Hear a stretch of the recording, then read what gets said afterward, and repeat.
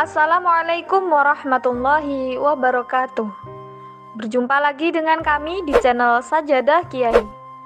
Kali ini kami akan membahas Imam Malik bin Anas, pendiri mazhab Maliki, ulama perekat umat.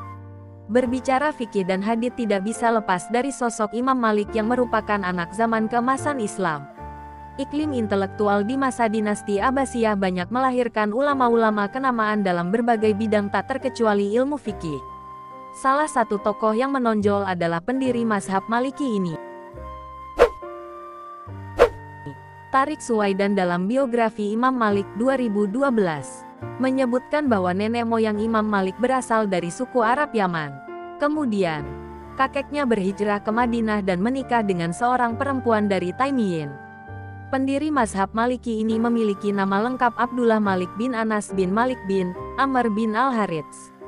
Ia lahir pada tahun 93 Hijriah di Madinah Al-Munawwaroh. Paman Imam Malik yang bernama Abu Suhail menjelaskan, silsilah keluarga Malik dari Zi Ashbah. Nasabnya berpangkal dari Ya'rub bin Yasjub bin Katan al-Ashbahi.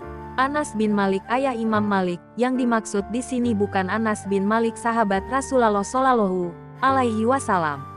Ayahnya merupakan pekerja keras dan mandiri. Keulamaan Anas bin Malik tidak menghalanginya untuk bekerja sebagai pembuat anak panah. Ia dikenal sebagai ulama yang ahli dalam bidang hadits dan fikih. Walaupun ayah Imam Malik memiliki cacat fisik, tapi ia mengajarkan kepada anak-anaknya untuk hidup mandiri tanpa bergantung kepada siapapun, termasuk kepada pemerintah. Keluarga para periwayat hadits, Imam Malik tumbuh dalam iklim keilmuan dan periwayatan hadits yang berkembang pesat di Madinah. Setelah merampungkan hafalan Al-Quran di usia belia, Malik mulai menghafal hadits. Di kota Nabi itu ia memperoleh segala hal yang mendukung untuk menghafal hadits. Imam Malik sangat termotivasi dengan kegigihan ayahnya dalam menuntut ilmu. Kesungguhan sang ayah ternyata berpengaruh besar kepada dirinya, sehingga Imam Malik menjadi seorang imam besar. Imam Malik memiliki 3 orang paman yang terhormat dan terpandang. Mereka adalah Uwais, Nafi, dan Rubai. Selain Anas, ayah Imam Malik, mereka adalah para periwayat hadits yang meriwayatkan dari bapa mereka sendiri, yakni Malik Abu Anas. Kakek Imam Malik adalah Malik bin Amr yang menjadi sumber hadits untuk anak-anaknya sendiri. Kakek Imam Malik termasuk tokoh dan ulama dari kalangan tabi'in. Abu Anas biasanya meriwayatkan hadits dari Umar bin Al-Khattab, Utsman bin Affan, Talha bin Ubaidillah, dan Aisyah Ummul Mukminin. Karena itu, agar menjadi seorang alim, tumbuh di tengah keluarga yang berilmu saja tidak cukup.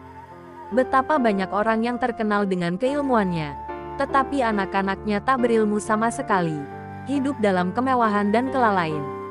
Sebaliknya, tidak sedikit ulama hebat dan terkemuka lahir dari keluarga yang jauh dari iklim keilmuan. Ulama pendorong reformasi dan perdamaian. Saat peralihan kekuasaan dari dinasti Muawiyah ke dinasti Abbasiyah, kekacauan merajalela. Bahkan, kota Madinah diserang, dan banyak anak-anak kaum muhajirin dan ansar yang dibunuh. Pada masa Abu Ja'far al-Mansur keadaan mulai kondusif. Sang maestro penulis kitab Al-Muwatta ini hidup pada masa 2 dinasti, yaitu Umayyah dan Abbasiyah. Ia juga turut menjadi saksi sejarah berbagai peristiwa dan konflik yang terjadi di masa keduanya. Makanya, ia senantiasa mendorong reformasi dalam berbagai bidang, terutama setelah keadaan damai. Imam Malik lahir pada dinasti Bani Umayyah, tepatnya masa kehilafahan Al-Walid bin Abdul Malik di tahun 93 712 M. Banyak tragedi yang disaksikan langsung oleh pendiri mazhab Maliki tersebut. Sang Imam Madinah sempat menjadi saksi sejarah perpecahan umat Islam dampak dari perseteruan antara Sayyidina Ali dan Muawiyah. Ia juga menyaksikan pemberontakan yang dilakukan golongan Khawarij. Situasi itu yang membentuk pemikiran Imam Malik. Menurutnya, stabilitas kondisi masyarakat pasti berbuah kebaikan para penguasanya. Sebab itu, memperbaiki kondisi dan keadaan rakyat menjadi niscaya dan pangkal dalam sebuah negara. Pada masa awal Islam, ilmu hanya didapat dengan cara mendengar. Ilmu-ilmu tersebut belum ada yang ditulis dalam satu buku, kecuali sedikit saja. Pada akhir masa dinasti Umayyah, beberapa ulama terdorong menuliskan ilmu di tengah kecamuk yang berlangsung. Masa dinasti Abbasiyah, fenomena kodifikasi keilmuan ini semakin semarak, khususnya di bidang hadits. Para ulama mempelajari hadits secara sistematis dan dari sudut pandang fikih sehingga ilmu fikih dan lainnya semakin luas. Di masa itu, para ulama mulai menuliskan hadits dan masalah-masalah fikih. Ulama fikih Hijaz Madinah menghimpun fatwa-fatwa Abdullah bin Umar, Aisyah, Ibnu Abbas dan pembesar tabi'in yang menetap di Madinah.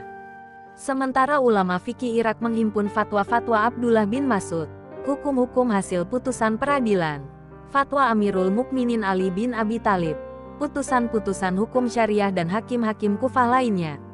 Di masa Imam Malik hidup tumbuh subur segala macam aliran dan pemikiran tentang kalam dan filsafat. Sebagian aliran dan pemikiran yang berkembang meresahkan masyarakat awam. Mereka mengusung pendapat dan menyebarkan pemikiran yang kontroversial. Ada pula kelompok zindik yang menyimpang dari kemurnian Islam. Sang imam tahu betul rentetan peristiwa masa itu dan dampak negatif bagi umat Islam. Karena itu, ia tidak membolehkan seorang pun mendiskusikan masalah akidah di majelisnya atau di hadapannya. Di tengah kecamuk perpecahan umat Islam, Imam Malik memilih untuk berdiam. Maksudnya, ia tidak mau ikut serta dalam mendukung salah satu pihak dengan mengeluarkan fatwa sebagai legitimasi salah satu kelompok tersebut. Bagi Imam Malik, fatwa adalah agama. Sebab itu, ia tidak mau berfatwa dengan satu hal yang bertentangan dengan syariat Allah. Imam Malik sangat menjaga persatuan dan ketentraman umat. Pada masa ini sering diadakan perdebatan dan dialog keilmuan. Para ulama saling bertemu untuk berdebat dan berdialog. Debat fikih menjadi semarak pada musim haji.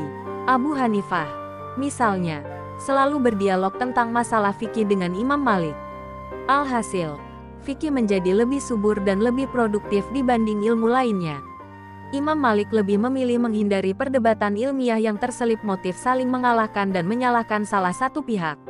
Ia menganggap debat agama jika tidak mencari kebenaran dan kemaslahatan bersama tidak mendatangkan manfaat apa-apa, bahkan justru bisa merusak agama dan kejernihan hati. Terima kasih telah menonton video kami.